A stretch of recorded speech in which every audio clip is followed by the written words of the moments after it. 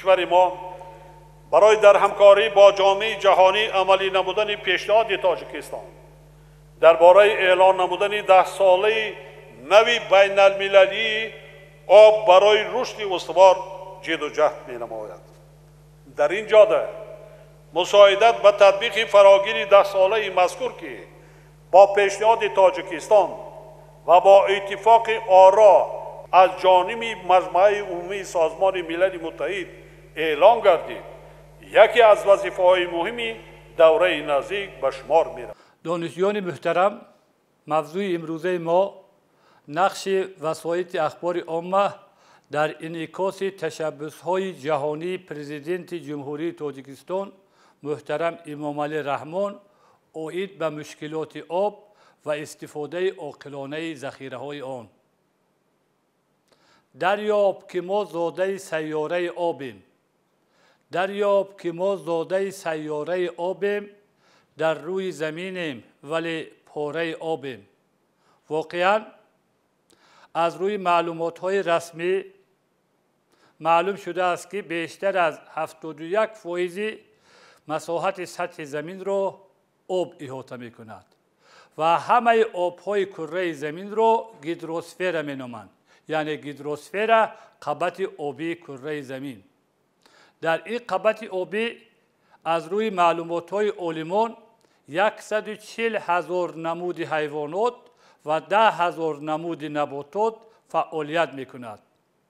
متاسفانه سالهای آخر آلوده شوی آب‌های بحرها، کوله‌ها، دریاها، چشمه‌ها به درجه اعلا رسیده است. از این جانب نرسیدن آب استعمالی، کم شدن ذخیره‌های گیدروسفر و نادرست استفاده بردن آب‌های روی زمینی را به نوبت گرفته، اساسگزار صلح وحدت ملی، پیشوای معظم ملت، پرزیدنت جمهوری تاجیکستان محترم امامعلی رحمان از طرف سازمان ملل متحد 5 پیشنهاد کردند که این پیشنهادها در سطح جهانی پذیرفته شدند. پیشنهاد اول پرزیدنت معظم ملت اوید گذرانیدن سال بین الخلقی آب تازه سال 2003 بود. در کنفرانس بین المللی که اوید این مسئله شده گذشت در کاخ باربد، جناب عالی ابراز نمودند که مشکلات آب را در 1 یا 2 سال حل کردن غیر امکان است. از این جانب پرزیدنت معظم ملت تاجیک پیشنهاد نمودند که جامعه جهانی باید 10 ساله عملیات آب برای حیات را گذراند و این پیشنهاد دوم پرزیدنت تاجیکستان گذرانیدن 10 ساله عملیات آب برای حیات از سال 2005 تا سال 2015 عملی گشت. در همین سالها در مقیاس جهان اوید استفاده بری آب‌های استعمالی هر گونه مناقشه‌های حربی به میان آمدند و از روی معلومات‌های رسمی معلوم شده است که در 50 سال اخیر در دنیا 37 مناقشه حربی اوید استفاده بردن ذخیره‌های آب به عمل آمده است. از این جانب پرزیدنت تاجیکستان پیشنهاد نمودند که سال 2013 باید در دنیا سال بین الخلقی دیپلمات آب گذرانیده شود. یعنی از روی ابراز پرزیدنت مملکت تمام مسئله های وابسته به استفاده بری آب را تنها با راه همکاری های طرفین و یا گفت شنیدها حل کردن ممکن است.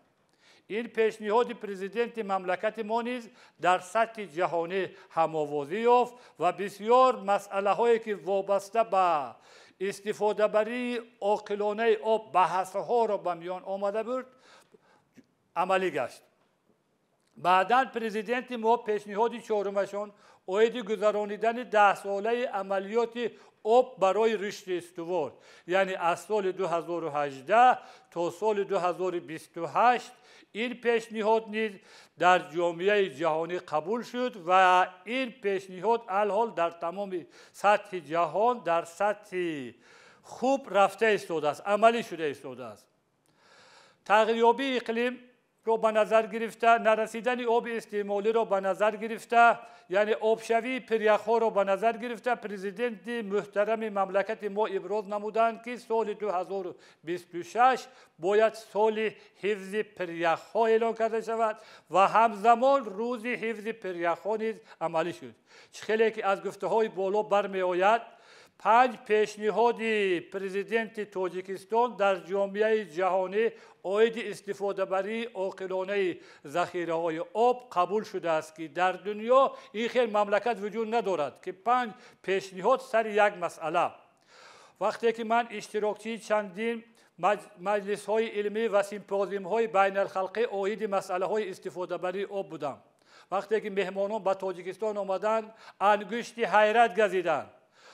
مهمانان گفتند که ما گمان میکردیم که تاجیکستان به مانند مملکت‌های ما افریقا و دیگر مملکت‌هایی که از آب تنقیسی میکشد همینطور مملکت است. وقتی که ما آمده دیدیم که تاجیکستان دریای ورزاب، نیروگاه برقی آبی نورک، کولهای سرد و دیگر کولهای تاجیکستان را دیدیم، گفتیم که این پرزیدنت جمهوری تاجیکستان غم دنیا را خورده ایستاده است. گفتم به مورد است که تاجیکستان از جهت ذخیره‌های آب در دنیا جای 8م را میگیرد، در بین مملکت‌های اتحاد دولت‌های مستقل جای 2م و در بین مملکت‌های آسیای مرکزی جای اول را میگیرد. در حدود جمهوری ما دریاهایی که از 10 کیلومتر زیادتر درازی دارند 947 تا میباشند. همزمان در حدود مملکت ما 130 کول، 8492 پریخ و 150 چشمه شفابخش وجود دارد. چطوری که از رقم‌های بالا گفتیم، یعنی جمهوری تاجیکستان از جهت ذخیره‌های آب تنقیسی ندارد و پرزیدنت مملکت ما غم جامعه جهانی از آنه که در دنیا یکی از مسئله‌های از همه مهم، مسئله‌های از همه حل طلب این نرسیدن آب استعمالی شده ایستاده. از این جانب پرزیدنت ما در همه برآمدهای خود میگویند که تشنه را آب دادن یکی از ثواب‌های اساسی است. از این جانب یکی از کولهایی که آبش به استاندارد بین الخلق جوابگو است این آب کول سریز است. پرزیدنت مملکت ما ابراز نمودند که کدام مملکتی به که آب استعمالی نمیرسد مرحمت رایگان تاجیکستان تیار است که آب کول سریز را با کدام مملکتی که میخواهد رایگان دهد. در آخر همین را گفتنی هستیم که نقش وسایط اخبار عامه در انعکاس تشبس‌های جهانی پرزیدنت جمهوری تاجیکستان محترم امامعلی رحمان به نهایت کلان است. در همه ژورنال‌ها، مجله‌ها، روزنامه‌ها، رادیو و تلویزیون‌ها روبریک‌های گوشه‌های مخصوص عاید انعکاس پیشنهادهای جناب عالی شده گذشته ایستاده است و همه متخصصان در این گوشه‌ها با مقاله های جالب برآمد میکنند. از جمله در دانشگاه ملی تاجیکستان در روزنامه در نشریه بقله های دانش ما گوشه نبض طبیعت را تأسیس دادیم که در این گوشه ما همه متخصصانی که عاید به استفاده بردن ذخیره های آب عاید انعکاس تشبس های جهانی پرزیدنت جمهوری تاجیکستان هم‌آوازی مقاله می نویسند. در رابطه با این مسئله از سخن جناب عالی گفتنی هستیم که تاجیکستان همیشه جانبدار همکار متقابله سودمند و مناسبت‌های نیک همسایگی بود در استفاده بردن آب و باقی خواهد ماند. در آخر همین را گفتنی هستیم که سخنرانی زیرین پرزیدنت تاجیکستان امامعلی رحمان باید شعار زندگی ما و شما باشد. تاجیکستان الحق یک نعمت خداداد، یک معجزه طبیعت، یک پاره بهشت روی زمین است. مثل سرزمین ما طبیعت ناتکرار، آب صاف و زلال، چشمه های شیرین، کوه های زیبا و سربلند دارای ثروت های بای زیرزمینی در یگان گوشه عالم وجود ندارد. پس می سازد که با چنین دیار زیبا منظر افتخار نماییم. می‌سزد که شکری هر پاره زمین و هر قطره آبش کنیم و این همه دارایی‌اش را که سرچشمه حیات ماست تازه و آزاده نگهبان باشیم و به قول اسدی توسی زجوی که خوردی از او آب پاک نشاید فکندن در او سنگسا. یا با زبان لایق زنده‌یاد گفتنی هستیم که علی شاداب ساحل ها به قدر آب‌های جاری می باید رسید امروز که روز خوش خواهند شد. تشکر به دقتتون.